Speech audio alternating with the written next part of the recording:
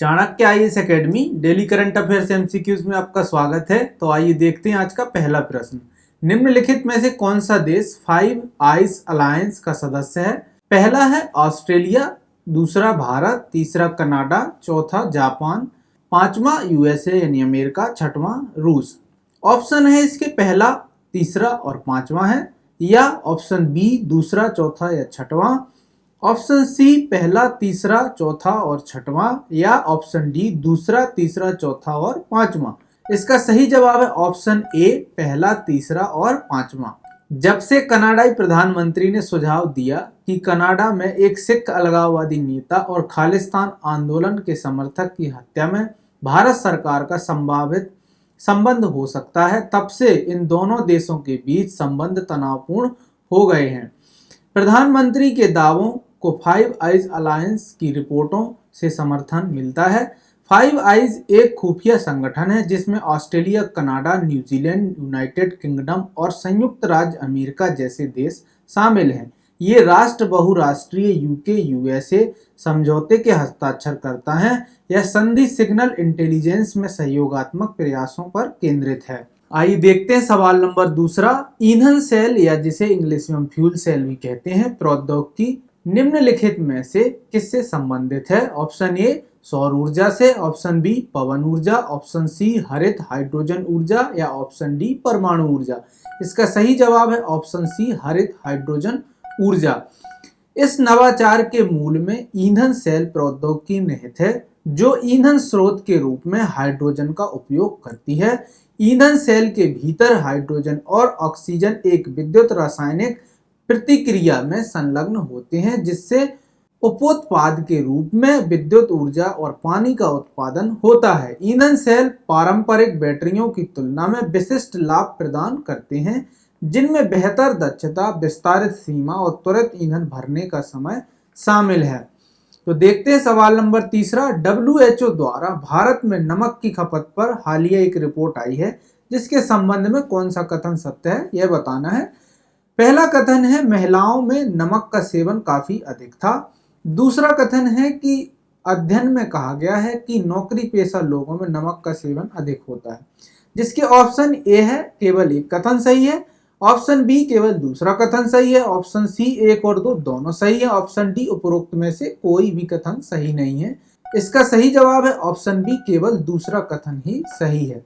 WHO के एक अध्ययन में पाया गया है कि भारत में अनुमानित औसत दैनिक नमक सेवन 8 ग्राम पुरुषों के लिए प्रतिदिन 8.9 ग्राम और महिलाओं के लिए 7.1 ग्राम है, जबकि विश्व स्वास्थ्य संगठन यानी WHO द्वारा प्रतिदिन 5 ग्राम तक की ही सिफारिश की गई है।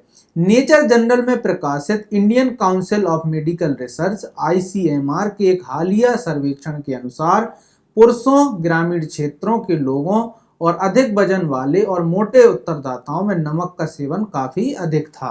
अध्ययन में यह भी कहा गया है कि नौकरी पेशा लोगों में 8.6 ग्राम और तंबाकू उपयोगकर्ताओं में 8.3 ग्राम और उच्च रक्तचाप यानी हाई ब्लड प्रेशर वाले लोगों में 8.5 ग्राम में नमक का सेवन अधिक था।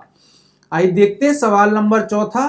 कौन सा भारतीय शहर बिंडर जी इंडिया 2023 शिखर सम्मेलन का मेजबान है? ऑप्शन ए है हैदराबाद, या ऑप्शन बी चेन्नई, या ऑप्शन सी बेंगलुरु, या ऑप्शन डी कोच्चि। इसका सही जवाब है option B Chennai.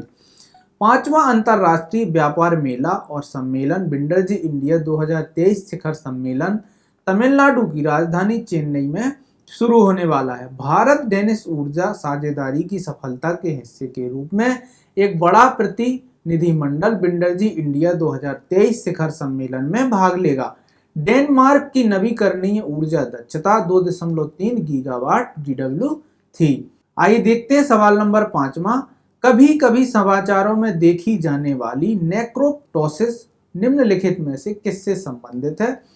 Option A है यह मानव मस्तिष्क में विनियमित कोश का मृत्यु का एक रूप है, या ऑप्शन बी अल्जाइमर रोग के लिए इंडियन मेडिकल एसोसिएशन द्वारा अनुमोदित दवा है, या ऑप्शन सी यह एड्स से प्रभावित लोगों के ठीक होने के लिए एक उपचार की प्रक्रिया है, ऑप्शन डी है परमाणु अपशिष्ट जल के उपचार के लिए एक नई जैविक और टिकाऊ विधि है।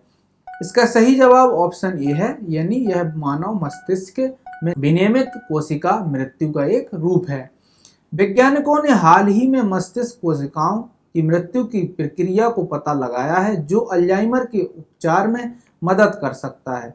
कोशिका मृत्यु आमतौर पर संक्रमण या सूजन के प्रति प्रतिरक्षा प्रतिक्रिया के रूप में होती है और शरीर को अवांछित कोशिकाओं से छुटकारा दिलाती है।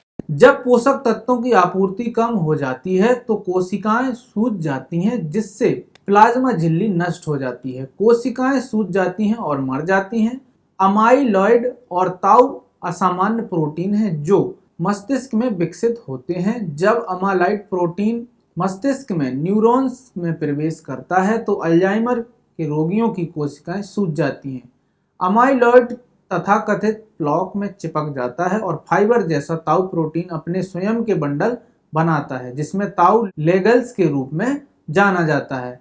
अमाइलॉइड प्लाक और ताउ टेंगल्स के संपर्क में आने वाले न्यूरॉन्स नेक्रोप्टोसिस नामक कोशिका मृत्यु प्रतिक्रिया या प्रक्रिया शुरू करते हैं। नेक्रोप्टोसिस या कोशिका मृत्यु इन असामान्य प्रोटीन अमाइलॉइड और ताउ के बीच सीधा संबंध है या सीधा संबंध दिखाता है। तो आज का सेशन हमारा यहीं समाप्त होता है। हम मिलेंगे कल एक नए सेशन के साथ। हमारे चैनल को लाइक, शेयर एंड सब्सक्राइब करें। बहुत बहुत धन्यवाद। Don't forget to like, share and subscribe to our channel and press the bell icon to never miss an update.